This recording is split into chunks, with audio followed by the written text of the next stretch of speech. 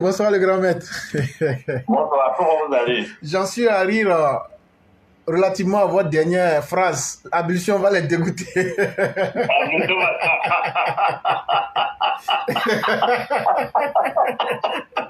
Ablution va les dégoûter. Vraiment. Et ça, c'est bien dit. Comment ça va? Oui, je vais bien, par la grâce de Dieu. Dieu merci, Dieu merci. Laissez, nous faut respirer un peu sur la plateforme. On vous a fait quoi? Non, mais le problème là, vous provoquez trop les gens. Vous avez failli nous attaquer hier là. Hier avec B52? Oui, vous avez failli recevoir coup. Non, B52, c'est les colas qu'il faut envoyer, tout simplement. Il n'y a pas de problème. Tu vas nous aider? Oui. Ok, Dieu merci. Le Seigneur est glorieux.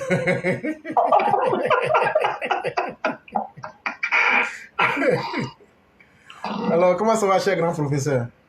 Ben, je vais bien, par la grâce de Dieu. Dieu merci. Que la grâce divine soit. Amin, amin, amin. Et que Dieu nous protège. D'accord, je vais y aller. Il n'y a pas comme de l'a problème. dit Seigneur. Il n'y a pas de problème. Alors, je suis allé dans un supermarché avec ma fille pour lui acheter son lait.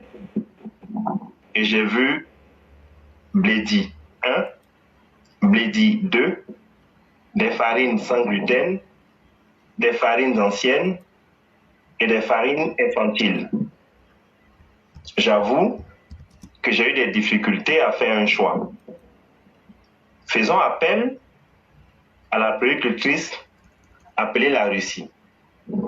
Madame la Russie, connaissez-vous le nombre de céréales dont Mère Nature nous a gratifiés? Évidemment.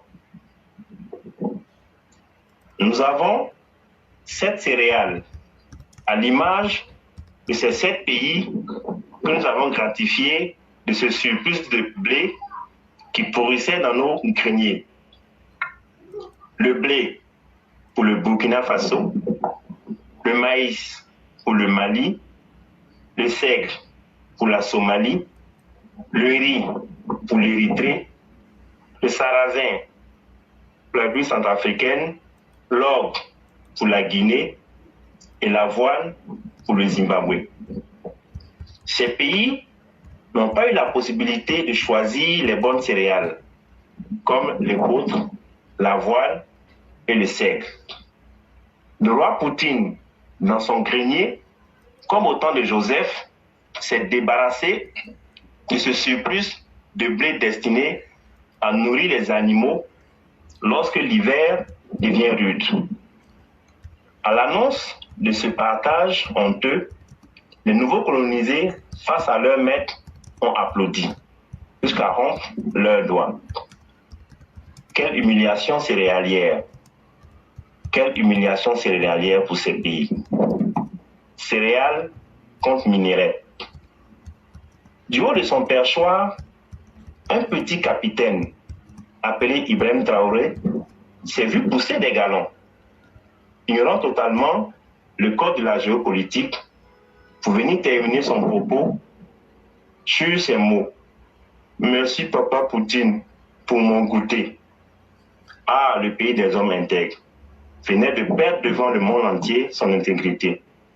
D'ailleurs, tous ces pays ayant reçu leur goûter venaient d'accepter leur nouveau maître. Vive le néocolonialisme russe. Vive la saison des céréales. À ce sommet, il y a eu un président qui s'est fait remarquer par son absence. Une gifle pour le sommet des céréales. Monsieur le président Alassane Ouattara, merci. Votre silence a fini par devenir un bruit. Et un bruit positif. Respect. Chapeau. Céréales contre minerais. Chers pays céréaliers, nous allons espérer que vous ne serez pas sévrés de sitôt. Sinon, vous risquez de faire un des Roms tremens. Monsieur l'éclaireur, voilà où je vais m'arrêter ce soir. Merci beaucoup.